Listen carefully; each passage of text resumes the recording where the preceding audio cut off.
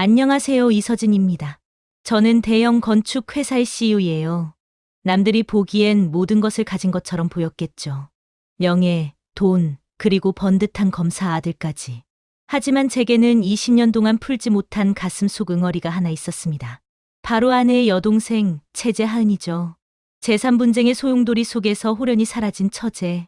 아내는 평생 하은이를 그리워하다 먼저 세상을 떠났습니다. 저는 평생을 바쳐 건축회사를 일궈냈습니다. 제 이름 이서진 석자가 곧 신뢰의 대명사였죠. 돈에 굴복하지 않았고 불의와 타협하지 않았습니다. 하지만 가정사에서는 늘 죄인 같았습니다. 사랑하는 아내를 먼저 떠나보냈고 아내의 여동생인 하은을 지켜주지 못했다는 자책감이 늘 저를 짓눌렀습니다. 하은이 사라진 것은 20년 전의 일입니다. 아내의 친정에는 작은 건설회사가 있었는데 경영 악화로 파산하는 과정에서 모든 것이 엉망이 되었습니다. 하은은 그때 충격으로 정신적으로 크게 불안정해졌죠. 아내는 하은을 찾기 위해 발버둥 쳤지만 이미 빚더미에 앉은 가족들은 하은을 골칫거리로 여겼습니다.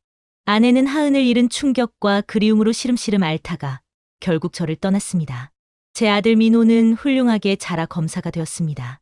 제 자랑이자 유일한 희망이었죠. 민호의 결혼 상대는 대대로 큰 한정식집을 운영하는 한소라였습니다. 소라는 단아하고 예의 바른 며느리였습니다. 시아버지인 저에게도 늘 깍듯했죠. 그녀의 부모 한재환 사돈과 사부인도 대쪽 같은 성품으로 지역 사회에서 존경받는 분들이었습니다.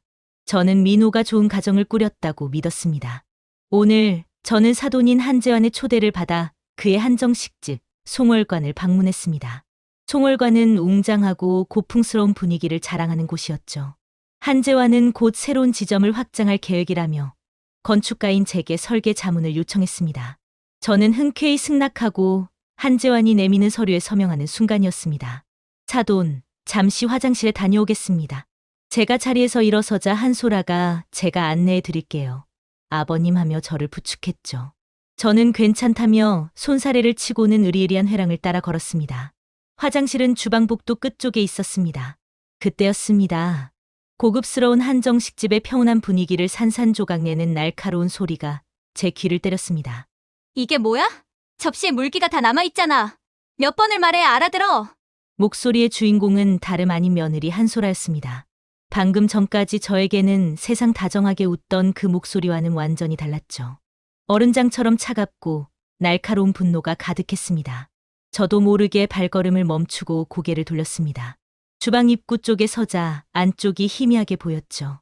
주방 안쪽에서 소라는 앞치마를 두른 한 여자의 뺨을 세게 내리치고 있었습니다. 짝 하는 소리가 귀청을 때렸습니다. 제가 숨을 들이쉬는 소리가 들릴까봐 저는 급히 벽 뒤에 몸을 숨겼습니다. 온몸에 소름이 돋았습니다. 죄송해요. 다시 할게요. 맞은 여자의 목소리는 떨리고 있었습니다. 너무나 작고 나약한 목소리였죠. 소라는 여자의 멱살을 잡고는 거칠게 몰아세웠습니다. 다시 처음부터 제대로 하면 될 걸 왜 다시 해? 정말 답답해. 바로 그 순간이었습니다. 소라에게 멱살을 잡혀 고개를 들었던 여자의 얼굴이 제 시야에 들어온 것입니다. 제 심장이 멈추는 줄 알았습니다. 그 여자는 제 아내의 여동생, 하은과 너무나 똑같았습니다. 동그랗고 순한 눈, 작고 오뚝한 코, 아내가 늘 쓰다듬던 하은의 얇은 입술까지. 시간이 20년 전으로 되돌아간 것 같았습니다. 혹시나 하는 마음에 저는 숨을 참았습니다. 설마 하은일 리가 없어. 20년이나 지났는데 세상에 닮은 사람이 얼마나 많은데 이성적으로는 불가능하다고 외쳤지만 가슴 깊은 곳에서 올라오는 본능적인 끌림을 막을 수 없었습니다. 그때 한소라가 고개를 돌리려는 찰나 저는 후다닥 화장실 안으로 몸을 숨겼습니다. 제 등 뒤로 한소라의 차가운 목소리가 다시 들려왔습니다. 당장 저리 가서 재료 손질이나 해. 굼뜨게 굴지 말고. 저는 화장실 거울 앞에 섰습니다. 얼굴은 창백하게 질려 있었고 가슴은 격렬하게 뛰고 있었습니다. 저는 세수를 했습니다. 차가운 물을 연신 끼얹었지만 심장의 고동은 멈추지 않았습니다. 저는 다시 복도로 나섰습니다. 아까 그 여자의 얼굴이 뇌리에서 떠나지 않았죠. 저는 애써 태어난 척하며 거실로 돌아왔습니다. 한재환 사돈과 사부인이 저를 걱정스럽게 바라봤습니다. 회장님, 안색이 좀 안 좋아 보이십니다. 괜찮으신가요? 한재환이 물었죠. 괜찮습니다. 어젯밤에 잠을 설쳐서요. 죄송합니다. 저는 억지로 미소를 지으며 소파에 앉았습니다. 그 이후로 한재환이 사업 이야기를 늘어놓았지만 제 귀에는 아무것도 들어오지 않았습니다. 온 신경은 아까 그 여자가 있는 주방 쪽으로 쏠려 있었죠. 며느리 한소라는 언제 그랬냐는 듯 다시 온화한 미소를 짓고 있었습니다. 그녀의 두 얼굴이 섬뜩하게 느껴졌습니다. 한재환이 잔뜩 기대에 찬 눈빛으로 물었습니다. 저희 송월관의 새 지점 건축건 어떻게 생각하십니까? 저는 당황했습니다. 아, 사돈 어른 죄송합니다만 오늘 몸이 좀 안 좋아서 집중이 잘 안 되네요. 긍정적으로 검토해서 다시 연락드리겠습니다. 한재환의 얼굴에 순간 실망감과 함께 싸늘한 경직이 스쳤습니다. 저는 더 이상 그곳에 있을 수가 없었습니다. 곧바로 자리에서 일어났습니다. 자부인이 아쉬운 목소리로 붙잡았지만 저는 몸이 좋지 않다는 핑계를 대고 서둘러 송월관을 나섰습니다. 현관을 나서면서 저는 다시 주방 쪽을 흘끗 쳐다봤습니다. 앞치마를 두른 그 여자가 조용히 설거지를 하고 있었습니다. 저는 애써 인사를 나누고 벤치에 몸을 실었습니다. 어둠이 예린 저택에 도착했지만 저는 잠을 이룰 수 없었습니다. 저는 낡은 서랍을 열고 아내가 마지막으로 간직했던 빛바랜 사진첩을 꺼냈습니다. 사진 속에는 어린 하은이 해맑게 웃고 있었죠. 아내 한미경도 행복한 미소를 짓고 있었습니다. 하은아, 내가 맞니? 이성적으로는 아니라고 부정했지만 가슴은 미친 듯이 외치고 있었습니다. 이대로 주저앉아 평생 후회할 수는 없었습니다. 저는 어떻게든 확인해야 했습니다. 하지만 며느리 집 주방에서 뺨 맞는 가정부에게 다짜고짜 당신이 내 처제냐고 물을 수도 없는 노릇이었죠. 저는 떨리는 손으로 전화기를 들었습니다. 20년 넘게 저를 보좌해온 비서실장 장재호에게 연락했습니다. 저의 모든 과거를 알고 있는 유일한 사람이었습니다. 장 실장, 나요 내일 아침 일찍 회사로 와줘. 아주 중요한 얘기가 있어. 그날 밤 저는 눈을 감지 못했습니다. 번듯한 한정식집의 주방, 그 차가운 공간 속에서 뺨을 맞던 하은의 얼굴이 계속 제 눈앞에 아른거렸습니다. 20년 만에 찾은 가족이 저희 며느리 가족에게 학대당하고 있다면 저는 이 분노를 어떻게 감당해야 할까요? 밤새워 떨리던 심장은 해가 뜨자 차갑게 식었습니다.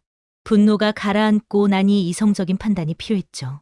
새벽 6시 저는 출근 준비를 마쳤습니다. 70년의 세월이 깊게 패인 얼굴이지만 지금 제 눈빛은 20대 사업가 시절처럼 예리하게 빛났습니다. 회사에 도착하자마자 비서실장 장재호가 들어왔습니다. 회장님, 안녕하셨습니까? 밤새 한숨도 못 주무신 것 같습니다. 장 실장, 안께 오늘은 회사 일이 아니야. 내 가정사 문제일세. 저는 주저없이 며느리 집에서 목격한 일, 그리고 그 여자가 제 처제 하은과 얼마나 닮았는지를 이야기했습니다. 장재호는 소파에 앉은 채 놀라움으로 얼굴이 하얗게 질렸습니다. 그는 하은의 실종과 아내 한미경의 슬픔을 누구보다 가까이서 지켜봤던 사람이었죠. 하은님이라니 그럴 리가요. 하지만 회장님께서 확신하신다면 확신이 들지만 법적 증거가 필요해. 며느리 가족이 하은에게 무슨 짓을 했는지 밝혀내려면 내 피부치라는 확실한 증거가 있어야 해. 장 실장, 어떻게든 하은의 DNA 샘플을 확보해야겠네. 장재호는 잠시 숨을 골랐습니다. 알겠습니다. 제가 전문팀을 동원하겠습니다. 먼저 그 여직원, 하은이의 신원과 이동 경로를 파악하는 것이 우선이겠습니다. 저는 잠시 망설였습니다. 그리고는 아주 중요한 사실, 20년 동안 숨겨왔던 가족의 비밀을 털어놓았습니다. 이 사실은 저와 저희 변호사 외에는 아무도 몰랐습니다. 장 실장, 혹시 하은이에게 거액의 금강신탁이 있다는 것을 기억하나? 장재호의 눈빛이 흔들렸습니다. 금강신탁 말씀이십니까? 돌아가신 사모님께서 하은님을 위해 남기신 것이었죠? 500억 원. 맞네. 아내가 하은을 잃기 전 혹시 모를 상황에 대비해 금강에 숨겨진 토지 문서와 회사 지분을 하은 이름으로 신탁했어. 하은이 안전하게 보호받고 있다는 것이 확인되어야만 재산권이 발동되죠. 만약 며느리 가족이 이 사실을 알고 있다면 그들이 하은을 학대하는 이유가 설명되네. 저는 제 아내의 깊은 사랑을 생각하며 목이 메었습니다. 며느리 한소라와 사돈 한재환이 이 신탁의 존재를 알고 있을까요? 만약 안다면 그들은 500억 원 때문에 하은의 존재를 숨기고 폭행해왔다는 뜻입니다. 장재호는 그날부터 즉시 송월관 주변을 관찰하기 시작했습니다.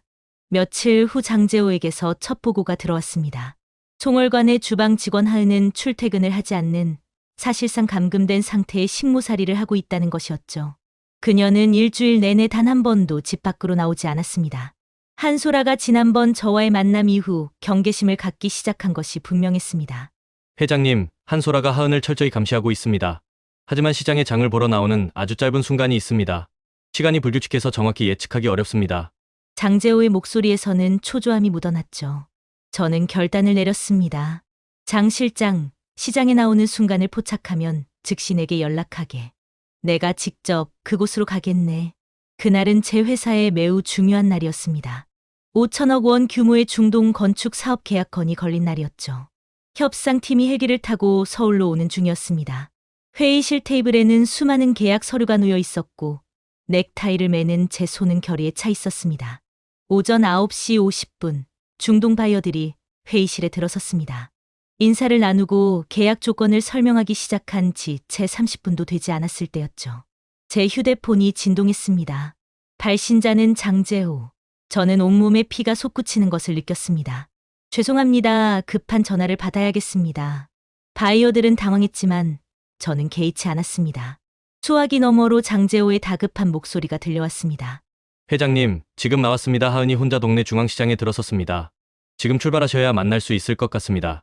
저는 자리에서 벌떡 일어났습니다. 5천억 원짜리 계약건이 제 눈앞에 있었지만 저는 뒤도 돌아보지 않았습니다. 죄송합니다. 지금 당장 가봐야 할 더 중요한 일이 생겼습니다. 지금 당장 가봐야 할 더 중요한 일이 생겼습니다. 계약은 내일 다시 논의하죠. 비서가 놀라서 저를 붙잡았습니다. 회장님, 이 계약보다 더 중요해. 저는 바이어들에게 정중히 고개를 숙이고 회의실을 나섰습니다. 뒤에서 웅성거리는 소리가 들렸지만 제겐 오직 하은의 얼굴만이 목표였습니다. 저는 엘리베이터를 타고 지하 주차장으로 질주했습니다. 차키를 잡은 손이 떨려서 시동을 거는데 시간이 걸렸습니다. 검은 벤츠는 서울 시내를 미친 듯이 질주했습니다. 30분 뒤 저는 중앙시장 입구에 차를 세웠습니다. 시장의 활기찬 소음과 김치찌개 냄새, 생선 비린내가 뒤섞인 독특한 냄새가 코끝을 찔렀습니다. 저는 시장 입구에서 하은을 찾았습니다. 저 멀리 채소 가게 앞에서 하얀 앞치마를 두른 여자가 보였습니다. 머리를 단정하게 묶고 낡은 장바구니를 든 채 조심스럽게 물을 고르고 있었죠. 쿵 제 심장이 고막을 때렸습니다. 20년의 세월을 뛰어넘어 저는 하은에게 천천히 다가갔습니다. 안녕하세요. 저는 최대한 부드럽고 상냥한 목소리로 말을 건넸습니다. 하은은 깜짝 놀라며 고개를 들었습니다. 동그란 눈이 불안하게 흔들렸습니다. 가까이서 본 그녀의 얼굴은 제 아내의 어린 시절 모습과 완전히 똑같았습니다. 저는 확신했죠. 하은이 맞습니다. 하은이 맞습니다. 저는 최대한 태연하게 제 신분을 밝혔습니다. 혹시 한소라 씨 아시죠? 저는 한소라의 시아버지 이서진이라고 합니다. 하은의 얼굴에 당황과 함께 옅은 공포가 스쳤습니다. 그녀는 차가운 바람을 맞은 듯 몸을 움츠렸습니다. 저는 하은을 데리고 시장 입구의 작은 카페로 들어섰습니다. 따뜻한 차를 시켜주고 하은의 이름을 물었습니다. 그녀는 박씨 성을 가진 박영이라는 이름을 쓰고 있었습니다. 실종 이후 하은을 키워준 분들이 지어준 이름이라는 것을 나중에 알았죠. 영희 씨, 좋은 이름이네요. 혹시 가족은 어디 계신가요? 제가 조심스럽게 물었습니다. 제 심장은 폭발 직전이었죠. 하은은 차가운 찻잔을 두 손으로 감싼 채 작은 목소리로 말했습니다. 엄마, 아빠 안 보고 싶어요. 엄마, 아빠가 나를 버렸어요. 그 말을 듣는 순간 저는 모든 것을 확신했습니다. 실종 당시의 충격으로 기억이 온전치 못한 제 처제 하은이 분명했습니다. 그때 제가 지시한 대로 장재호가 조용히 카페 안으로 들어섰습니다. 그는 하은에게 인사하는 척하며 능숙하게 하은의 머리카락 한 올을 채취했습니다. 하은이는 무슨 일이 벌어지는지 전혀 눈치채지 못했죠. 회장님, 저는 이제 바로 검사를 의뢰하겠습니다. 장재호가 귓속말로 말했습니다. 이제 증거만 나오면 됩니다. 피를 나눈 처제가 며느리 가족에게 학대당하는 이 끔찍한 진실을 법정에 세울 수 있는 증거 말입니다. DNA 검사를 의뢰한 후 저는 지옥 같은 일주일을 보냈습니다. 시계 초침 소리가 제 심장을 두드리는 망치 소리처럼 들렸죠. 초조함, 분노, 그리고 하은에 대한 걱정이 저를 짓눌렀습니다. 밤에는 잠을 이룰 수가 없었습니다. 눈을 감으면 주방에서 뺨 맞는 하은의 모습, 그리고 20년 전 아내가 하은을 찾는 꿈을 꾸며 흐느끼던 소리가 들렸습니다. 며칠 후 장재호 실장에게서 연락이 왔습니다. 회장님, 하은이가 일주일째 집 밖으로 나오지 않고 있습니다. 한소라가 지난번 시장에서 회장님과의 접촉을 의심하고 경계를 강화한 것 같습니다. 제 가슴이 철렁 내려앉았습니다. 며느리가 벌써 눈치챘다는 뜻이죠. 하은의 안전이 더욱 걱정되었습니다. 저는 더 이상 시간을 지체할 수 없었습니다. 일단 며느리의 속셈을 확인해야 했죠. 저는 침착하게 한소라에게 전화를 걸었습니다. 소라야, 나다. 송월관 새 지점 건축건 말이다. 내가 긍정적으로 검토해 봤는데 내 아버님과 자세한 이야기를 나누고 싶구나. 내가 오늘 저녁에 사돈댁으로 들러도 될까? 한소라는 잠시 망설였습니다. 전화기 너머로 미세한 떨림이 느껴졌죠. 아, 아버님, 죄송합니다. 아버지가 갑자기 지방에 급한 일이 생기셨다고 합니다. 아마 며칠 동안은 연락이 어려우실 것 같습니다. 한소라가 제 의도를 파악하고 아버지를 방패 삼아 저를 피하고 있다는 것을 직감했습니다. 그녀는 절대로 제가 송월관에 접근하도록 두지 않을 것이었습니다. 전화를 끊고 깊은 한숨을 내쉬었습니다. 이제 저 혼자 힘으로는 안 된다는 것을 깨달았죠. 저에겐 법적인 무기가 필요했습니다. 저는 책상 위에 놓인 아들 민호의 사진을 바라봤습니다. 검은 법복을 입고 환하게 웃고 있는 아들의 모습. 저는 30여 년간 민호에게 숨겨왔던 진실을 털어놓을 용기를 내야 했습니다. 이모가 병으로 세상을 떠났다는 거짓말, 그리고 지금 그 이모가 며느리 가족에게 학대당하고 있다는 이 모든 지독한 진실을 말입니다. 아들에게 큰 상처를 줄까봐 망설였지만 하은의 생명과 자유가 더 급했습니다. 저는 민호에게 연락했습니다. 민호야, 아빠다. 지금 당장 회사로 와줘. 급하다. 밤 10시 민호가 제 서재로 들어왔습니다. 그는 제 얼굴을 보고 사태의 심각성을 감지했죠. 저는 떨리는 목소리로 20년 전 하은의 실종부터 시작해 하은을 위해 마련한 금강신탁의 존재, 그리고 며칠 전 송월관 주방에서 겪은 충격적인 일까지 모든 것을 솔직하게 털어놓았습니다. 이야기를 듣는 내내 민호의 얼굴은 창백하게 질렸습니다. 그는 소파에 기대앉아 온몸을 떨었습니다. 아버지 하은 이모가 살아있었다고요? 그런데 소란의 집에서 민호는 말을 잇지 못했죠. 충격과 배신감이 그의 얼굴에 가득했습니다. 미안하다, 민호야. 너마저 이 일에 엮일까봐, 상처받을까봐 차마 진실을 말할 수 없었다. 하지만 이제는 아니야. 하은이의 생명이 위험할지도 모른다. 민호는 한참을 침묵했습니다. 그는 제 아들이자 한소라의 남편이었죠. 아내를 향한 신뢰와 아버지의 진실 사이에서 갈등하는 모습이었습니다. 저는 아들의 복잡한 심경을 이해했기에 강요하지 않았습니다. 민호는 힘겹게 입을 열었습니다. 아버지, 상황은 알겠습니다. 하은 이모가 금강 신탁 수혜자라면 한소라 가족은 돈 때문에 이 일을 꾸몄을 가능성이 큽니다. 하지만 지금은 증거가 없습니다. 제 아내에게 직접적으로 무슨 짓을 했는지 추궁할 수도 없습니다. 법적으로 움직이는 것은 이혼 소송과 함께 시작되어야 합니다. 그럼 어떻게 해야 하니? 하은이는 그곳에 감금되어 있어. 제 목소리에는 절망감이 묻어났습니다. 민호는 잠시 머리를 감싸 쥐더니 눈빛이 변했습니다. 아버지, 한 가지 방법이 있습니다. 소라가 얼마 전부터 가족 여행을 가고 싶다고 졸랐습니다. 제가 송월관 식구들 모두를 모시고 4박 5일간 여행을 다녀오겠습니다.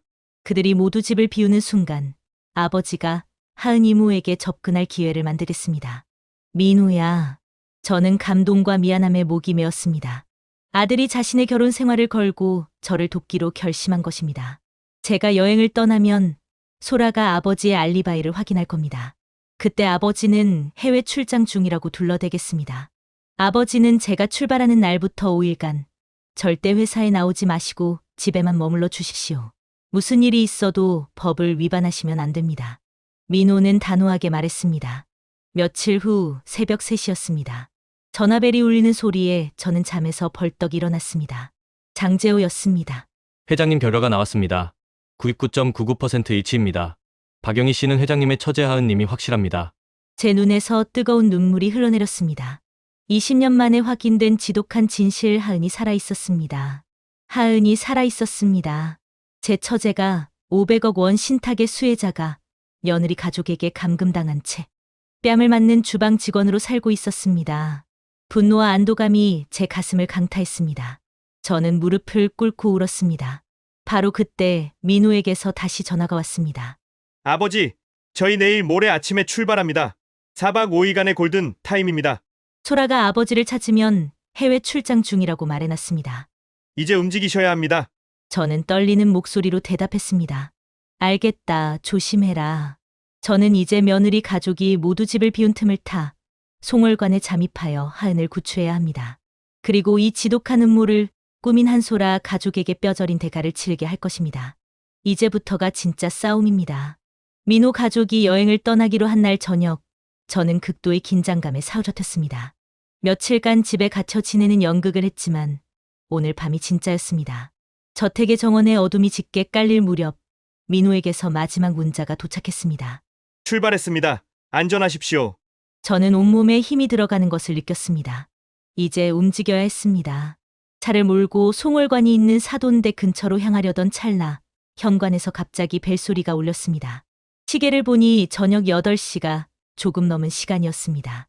민호가 출발했다고 했는데 누구일까요? 저는 심장이 멎는 줄 알았습니다. 거실에서 TV를 보던 가정부 아주머니가 현관으로 나서는 발소리가 들렸습니다. 제가 미리 일러둔 대로 가정부 아주머니는 회장님은 급하게 해외 출장 가셨다고 말해야 했죠. 누구세요? 가정부의 목소리가 들렸습니다. 아버님 계세요? 한소라였습니다.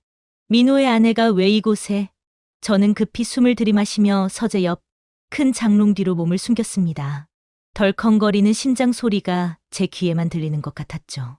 한소라는 마지막까지 저의 알리바이를 확인하러 온 것이 분명했습니다. 이토록 치밀하고 섬뜩한 아이였을까요? 가정부 아주머니가 평소보다 조금 큰 목소리로 말했습니다. 회장님, 출장 가셨습니다. 아, 그러시군요. 저희가 여행 가기 전에 아버님 좋아하시는 음식을 좀 가져왔는데 놓고 갈게요. 한소라의 목소리는 다정했지만 그 속에는 의심이 가득했습니다. 현관문이 열리고 한소라의 구두 소리가 들려왔습니다. 그녀는 음식 봉투를 주방에 내려놓고는 거실, 서재, 심지어 2층까지 올라갔다가 내려오는 발소리가 들렸습니다. 집안 전체를 샅샅이 확인하고 있는 것이었죠. 제 등줄기에서는 식은땀이 흘렀습니다. 그녀의 섬뜩한 집착에 소름이 돋았습니다. 한참 후, 그럼 저는 이만 가보겠습니다. 아버님 돌아오시면 안부 전해주세요. 하는 소리와 함께 현관문이 닫히는 소리가 들렸습니다. 한소라가 떠난 후에도 저는 한동안 장롱 뒤에서 숨을 고를 수밖에 없었습니다. 이 아이는 제가 생각했던 것보다 훨씬 위험한 인물이었습니다. 하은을 구출하는 일이 더욱 급해졌죠. 밤 10시 저는 차를 몰고 송월관이 있는 사돈댁 앞에 섰습니다. 집은 완전히 조용했습니다. 창문마다 커튼이 드리워져 있어 집 안의 상황을 알 수 없었죠. 저는 현관 벨을 눌렀습니다. 딩동, 아무런 반응도 없었습니다. 하은 씨, 박영희 씨, 안에 계세요?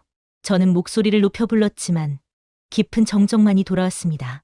저는 초조해지기 시작했습니다. 하은을 찾지 못하면 모든 것이 끝장입니다. 민호의 결혼 생활도, 아내의 신탁금도, 그리고 하은의 인생도요. 저는 사돈의 집 뒷마당 쪽으로 걸음을 옮겼습니다.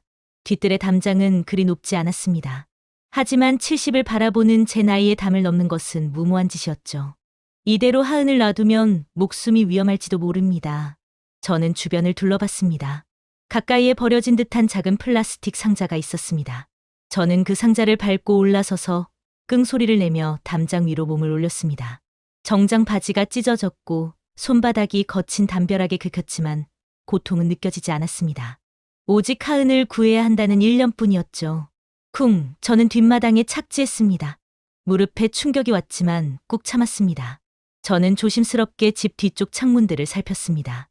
모두 굳게 잠겨 있었지만 다용도실처럼 보이는 작은 창문 하나가 살짝 열려 있었습니다. 저는 조심스럽게 열린 창문을 밀어내고 몸을 숙여 집 안으로 들어갔습니다. 집 안은 어둠에 잠겨 있었고 삭막한 습기 냄새가 코를 찔렀습니다. 하은아, 하은 씨. 저는 작은 목소리로 불러봤지만 대답이 없었습니다. 저는 휴대폰의 손전등을 켜고 집안을 살피기 시작했습니다. 거실, 주방, 2층의 방들 모두 비어 있었습니다. 절망감이 밀려왔습니다. 혹시 한소라가 하은을 다른 곳으로 옮긴 건 아닐까?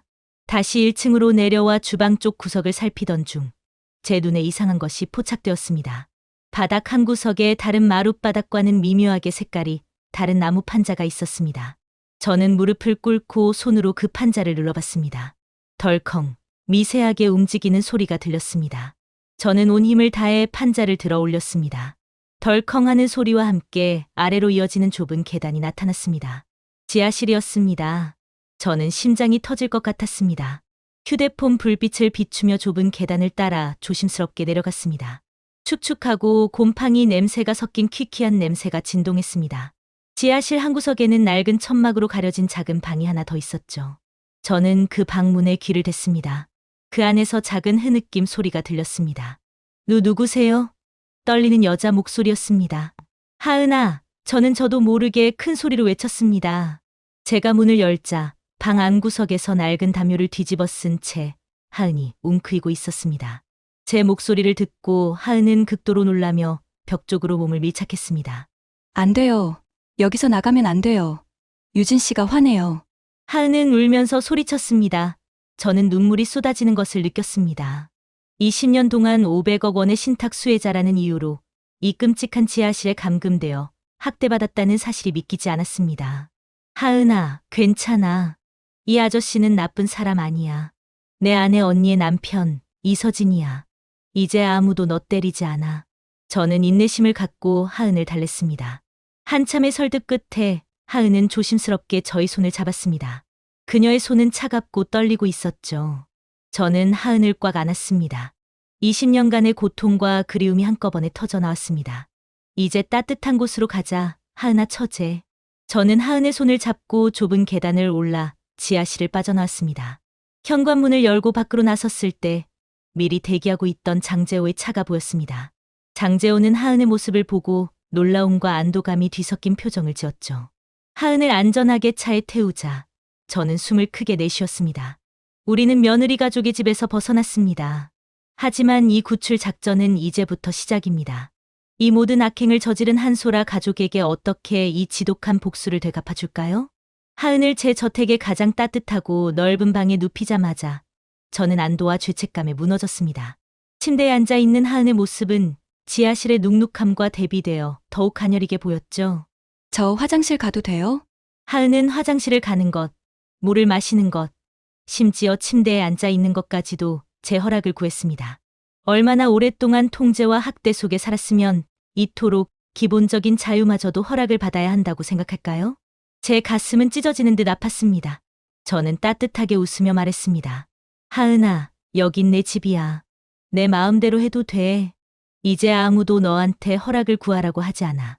그녀는 제 말을 이해하지 못하는 듯 고개를 갸웃거렸지만 이내 눈물을 글썽이며 방 안을 둘러봤습니다. 천장, 넓은 창문, 은은한 조명까지. 모든 것이 그녀에게는 꿈만 같았을 겁니다. 이서진 회장으로서 누릴 수 있는 최고의 안락함이 제 처제에게는 평생 허락되지 않았다는 사실에 저는 스스로를 용서할 수 없었습니다. 하은에게 따뜻한 국을 먹이고 난 후 저는 조심스럽게 그녀에게 이야기를 꺼냈습니다. 하은아, 혹시 송월관에서 있었던 일들을 나에게 이야기해 줄 수 있니? 무서우면 말하지 않아도 괜찮아. 하은은 잠시 망설였습니다. 지하실에서 느꼈던 공포가 되살아나는 듯 온몸을 떨었죠. 저는 하은의 손을 잡고 그녀의 따뜻한 체온을 느꼈습니다. 괜찮아, 이제 내가 평생 지켜줄게. 절대 아무도 너에게 해를 끼치지 못해. 하은은 천천히 입을 열었습니다. 그녀의 증언은 끔찍하고 처참했습니다. 유진 씨는 매일 저를 때렸어요. 접시가 깨지거나 손님들이 남긴 음식물을 제가 몰래 먹기라도 하면 바로 짝 하고 뺨을 때렸어요. 한재환 사장님도 마찬가지였죠. 정신 나간 년이라고 욕하면서 발로 찼어요. 저는 주먹을 꽉 쥐어 제 손톱이 살을 파고드는 고통을 느껴야 했습니다. 더욱 충격적인 진술은 며느리 한소라의 금강 신탁에 대한 언급이었습니다. 한소라 씨가 저한테 그랬어요. 내까지 게 뭔데 500억 원을 받아. 넌 평생 여기서 내 시중이나 들다가 죽을 팔자야 하고, 그리고 어떤 변호사가 저를 찾지 못하게 하려고 유진 씨가 제 주민등록증을 없앴어요. 저는 소름이 돋았습니다. 한소라가 하은의 신탁 수혜 사실을 알고 있었으며 일부러 하은을 감금하고 정신적으로 학대하여 신탁 조건 정신적으로 온전해야 함을 회피하고 자신이 법적 후견인으로 지정되어 재산을 가로채려 했다는 것이 분명했습니다. 이토록 치밀한 악마를 제가 며느리로 들였다는 사실에 스스로가 수치스러웠죠. 그때였습니다. 문이 벌컥 열리고 민호가 서 있었습니다. 민호는 여행 일정을 취소하고 급히 돌아온 것이었습니다. 그는 하은의 얼굴을 보자마자 그대로 무릎을 꿇었습니다.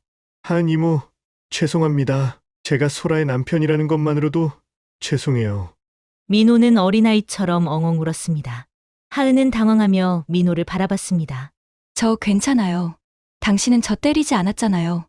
민호는 오열하며 하은에게 사과했습니다. 아버지의 죄책감에 아내의 만행이 더해져 민호의 죄책감은 이루 말할 수 없었죠. 저는 아들의 어깨를 감싸 안았습니다. 이제 우리는 둘이 아닌 이 거대한 악에 맞설 3명의 전사가 된 것입니다. 저는 민우, 장재호 실장과 함께 밤새도록 복수 계획을 세웠습니다. 우리의 복수는 감정적이어서는 안 됐습니다. 법과 절차, 그리고 증거로 그들을 완전히 무너뜨려야 했습니다. 민우야, 이제 내가 움직여야 할 때다.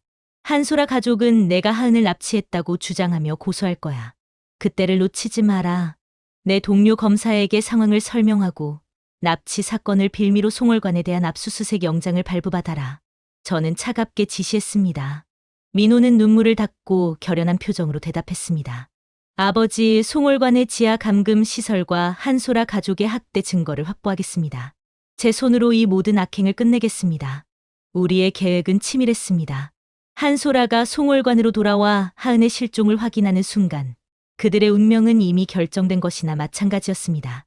민호와 작전을 세운 후 저는 하은을 제 저택에 안전하게 보호했습니다. 우리는 며느리 한소라가 곧 움직일 것을 알고 있었습니다. 예측대로 한소라는 가족 여행에서 돌아오자마자 하은이 사라진 것을 발견했죠. 새벽 3시 50분 제 휴대폰이 울렸습니다. 장재호 실장이었습니다. 회장님, 송월관에 비상이 걸렸습니다. 한소라가 경찰에 회장님을 납치 및 주거 침입 혐의로 고발했습니다. 지금 바로 수사가 시작될 것 같습니다. 예상대로군. 민호는 움직였나? 제가 물었죠. 민호 검사님이 이미 중앙지검 동료인 이정수 검사에게 사건을 위탁하고 모든 자료를 넘겼다고 합니다. 저는 안도의 한숨을 내쉬었습니다. 한소라의 거짓 고발은 우리에게 납치 사건이라는 명분을 주었고 민호의 정의로운 배신은 송월관을 무너뜨릴 결정적인 무기가 되었습니다. 민호는 곧장 서울중앙지검 이정수 검사를 찾아갔습니다. 민호는 친구에게 500억 원 신탁의 존재, 그리고 자신의 아내와 장인 가족이 돈 때문에 하은을 감금하고 폭행했다는 모든 끔찍한 진실을 털어놓았습니다. 이정수 검사는 처음에 충격으로 말을 잇지 못했죠. 민호야, 내 아내가 연루된 사건을 내가 직접 수사할 수는 없다. 너는 제척 대상이야. 이정수 검사가 단호하게 말했습니다. 알고 있습니다. 하지만 소라 가족은 아버지의 납치 혐의를 주장하며 우리에게 죄를 덮어씌우려 합니다. 저는 그들의 거짓 고발을 역이용하여 감금죄와 폭행죄에 대한 압수수색 영장을 발부받아야 합니다. 이정수, 내가 나의 칼이 되어주겠나? 민호는 눈빛에 강한 의지를 담아 부탁했습니다. 이정수 검사는 민호의 용기와 정의감에 감동했습니다. 내가 내 가족을 버리고 정의를 선택했다면 나도 내 동료로서 이 사건을 파헤치겠다. 다음 날 아침 한소라와 사돈 한재화는 승리의 미소를 짓고 있었습니다. 그들은 이서진 회장을 구속시키고 500억 원의 신탁을 완전히 차지할 수 있을 것이라 확신했죠. 한재화는 송월관 로비에서 건물을 드나드는 직원들에게 큰 소리로 훈계를 하고 있었습니다. 함부로 회장님을 집 안에 들이지 마라. 이서진 회장은 이제 납치범이다. 바로 그때였습니다. 삐뽀삐뽀 하는 날카로운 경찰차 사이렌 소리가 웅장한 송월관 앞에 울려 퍼졌습니다. 검찰 차량과 경찰차가 연이어 도착했죠. 한소라는 당황했지만 이내 미소를 지었습니다. 아버님, 드디어 이서진 회장을 잡으러 왔군요. 하지만 검찰 차량에서 내린 사람은 다름 아닌 이정수 검사였습니다. 그의 뒤를 따라 수십 명의 수사관들이 송월관으로 들이닥쳤습니다. 한재화는 소리쳤습니다. 아니, 무슨 짓입니까? 우리는 피해자인데 이서진 회장부터 잡아야지. 이정수 검사는 한치의 망설임도 없이 영장을 내밀었습니다. 그의 목소리는 차갑고 단호했습니다. 서울중앙지검 검사 이정수입니다. 감금죄 민 노동 착취 혐의로 송월관에 대한 압수수색을 집행합니다. 모두 꼼짝 마십시오. 한소라의 얼굴이 공포에 질려 창백하게 변했습니다. 그녀는 이 상황이 믿기지 않는 듯 입을 벌렸습니다. 감금이라니요. 무슨 말도 안 되는 소리예요. 그 여자는 단순한 한소라가 소리쳤습니다. 당신이 고발한 납치 사건의 피해자 박영희, 본명 이하은 씨는 현재 우리 검찰의 보호를 받고 있습니다. 그리고 우리는 당신의 집 지하에 감춰진 진실을 알고 있습니다. 이정수 검사는 한소라의 말을 잘랐습니다. 검사들은 곧장 주방 구역으로 향했습니다. 한재화는 필사적으로 막으려 했지만 이미 늦었습니다. 저는 장재호 실장으로부터 실시간으로 상황을 보고받고 있었습니다. 검사들이 다용도실 구석에 수상한 나무 판자를 발견하고 무거운 판자를 들어 올렸습니다. 덜컹하는 소리와 함께 지하로 내려가는 좁은 계단이 드러났습니다. 이정수 검사는 냄새와 습기가 진동하는 지하실로 내려갔습니다. 그 안에는 하은이 갇혀 있던 낡고 비좁은 방이 있었죠. 방 안에는 곰팡이 핀 담요와 썩은 음식 찌꺼기, 그리고 벽에 손톱으로 긁어놓은 듯한 절망적인 자국들이 가득했습니다. 수사관들은 카메라 플래시를 연신 터뜨리며 이 끔찍한 감금의 증거를 하나하나 확보했습니다. 이정수 검사는 분노를 감추지 못하고 말했습니다. 이것은 명백한 감금 미진권 유린입니다. 한소라, 한재환은 즉시 체포합니다. 한편 수사관들은 한재환의 개인 서재에서 금고를 발견했습니다. 금고 안에는 500억 원 규모의 금강 신탁과 관련된 문서들이 보관되어 있었습니다. 하은을 감금하고 학대한 이유, 즉 그들의 파렴치한 탐욕의 증거가 세상에 드러난 것이죠. 한소라는 자신이 완벽하게 숨겼다고 믿었던 지하실과 신탁 문서가 동시에 발각되자 그 자리에서 주저앉아 오열하기 시작했습니다. 그녀의 오열 소리가 송월관의 웅장한 로비에 울려 퍼졌습니다.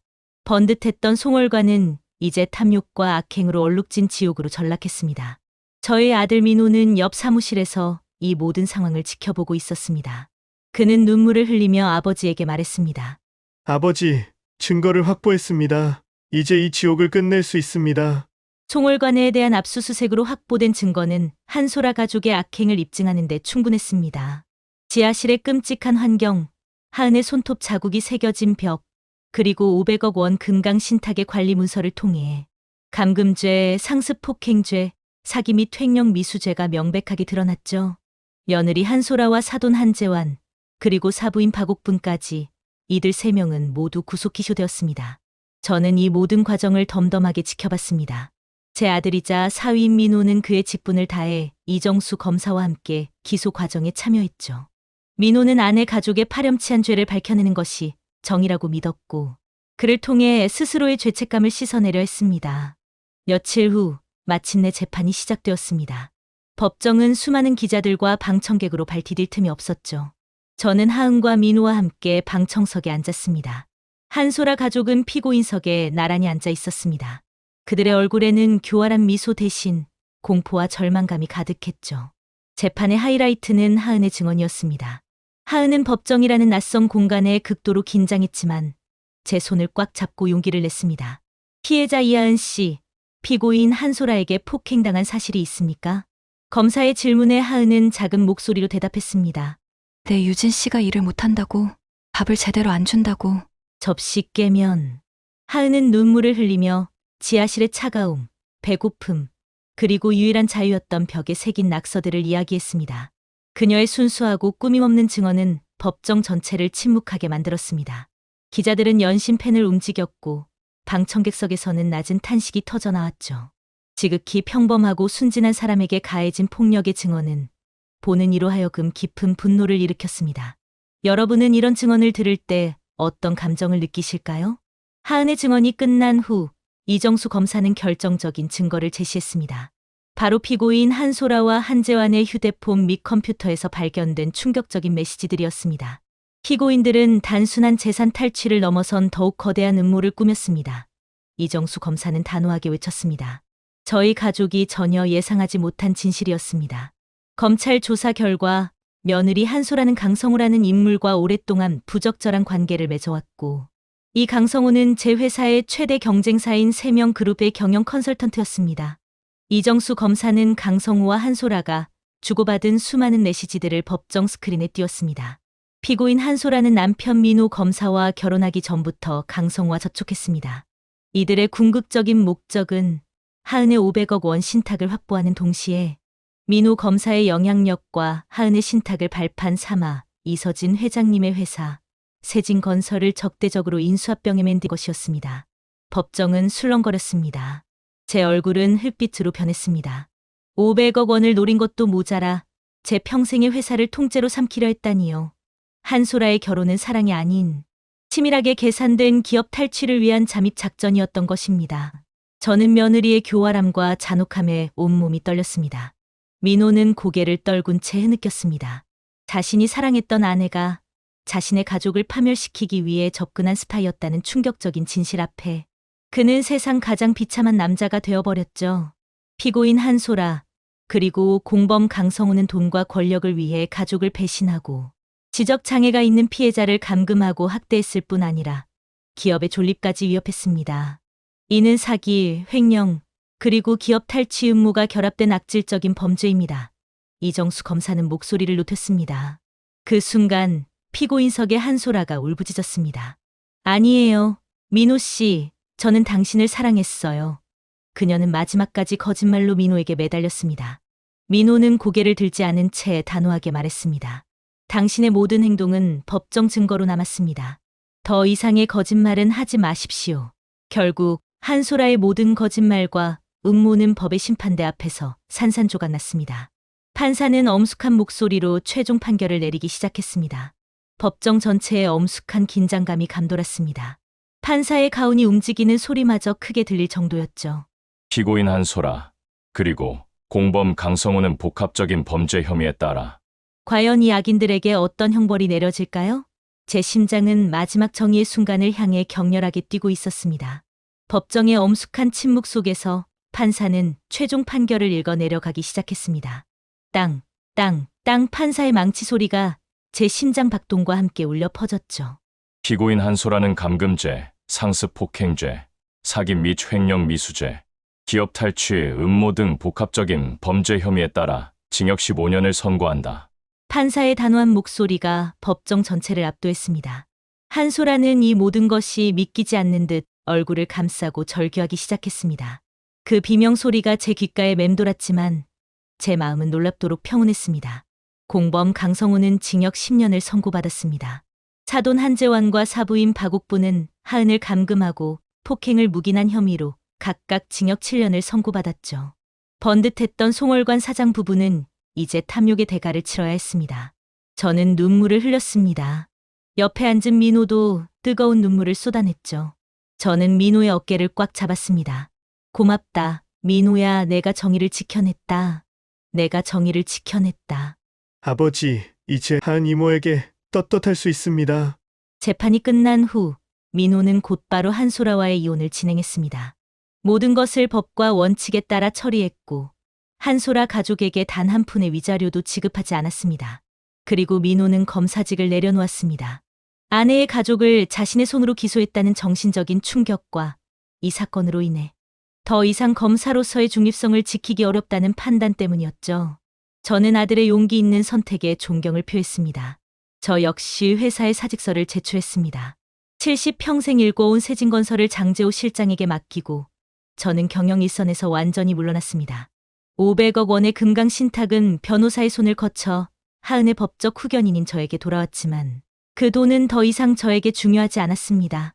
제 목표는 오직 하나, 하은에게 뒤늦은 자유와 존엄성을 찾아주는 것이었습니다. 저는 하은과 함께 새로운 일상을 시작했습니다.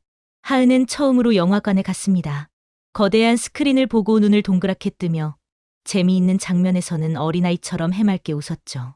여기 정말 신기해요. 팝콘 냄새도 좋아요. 하은이 순수한 감탄을 표할 때마다 저는 가슴이 벅차올랐습니다. 저는 하은을 고급 레스토랑에 데려가 음식을 마음껏 고르게 했습니다. 이제 하은은 더 이상 제 눈치를 보지 않았습니다. 오늘은 달콤한 아이스크림 먹고 싶어요. 자신의 의견을 당당하게 말하기 시작한 것입니다. 30년 동안 짓밟혔던 자존심이 서서히 회복되는 모습이었죠. 하은이 어느 정도 안정을 찾자 우리는 중요한 여정을 떠나기로 했습니다. 하은이 송월관에 가기 전 산에서 자신을 보살펴 주었던 할머니와 할아버지를 찾는 일이었습니다. 할머니 할아버지가 저를 박영이라고 이름 지어주셨어요. 저를 정말 예뻐해 주셨는데 하은의 눈가가 촉촉해졌죠. 민호가 수소문한 끝에 가평의 작은 공동묘지에서 박영수, 박옥분 노부부의 소박한 묘소를 찾았습니다. 저와 민호, 하은은 묘소 앞에 무릎을 꿇었습니다. 저는 땅바닥에 깊이 머리를 숙였습니다. 박영수 어르신, 저는 이서진입니다. 저희 하은을 20년간 보살펴 주셔서 진심으로 감사드립니다. 어르신들의 은혜 평생 잊지 않겠습니다. 하은도 눈물을 흘리며 말했습니다. 할머니, 할아버지 저 이제 안 맞아요. 보고 싶어요. 그들을 향한 진심 어린 감사가 제 마음속의 마지막 응어리를 풀어주었습니다. 며칠 후 저는 하은과 민호를 데리고 아내 한미경의 묘소로 향했습니다. 가을 국화가 곱게 피어있는 묘비 앞에 섰을 때 저는 목이 메었습니다. 여보, 미경아. 나왔어. 우리 하은이 찾았어. 이제 약속 지켰어. 미안해. 너무 늦게 데려와서. 하은은 무릎을 꿇고 언니의 묘비를 쓰다듬었습니다. 언니 이젠 안 무서워요. 바람이 불어와 나무십들이 춤을 추듯 흔들렸습니다. 저는 이 모든 고통과 시련의 끝에서 마침내 진정한 가족의 평화를 찾았다고 느꼈습니다. 500억 원 신탁이 가져온 지독한 악행은 끝났고 그 돈이 하은에게 영원한 안전을 선물해 줄 수 있게 되었죠. 돈보다 소중한 것은 피를 나눈 가족의 사랑이라는 너무나 당연한 진실을 저는 처절한 복수를 통해 깨닫게 되었습니다. 이제 하은은 더 이상 박영희가 아닌 이하은이라는 본래의 이름과 함께 세상 속으로 나아갈 것입니다. 그녀의 잃어버린 30년의 시간을 채워주는 것은 이제 저와 민호의 몫입니다. 저는 돈과 성공만 좇으며 살았습니다. 하지만 제가 평생 벌어온 돈은 며느리의 파렴치한 탐욕을 막지 못했고 오히려 하은의 목숨을 위협하는 족쇄가 될 뻔했죠. 이 사건을 겪고 저는 깨달았습니다.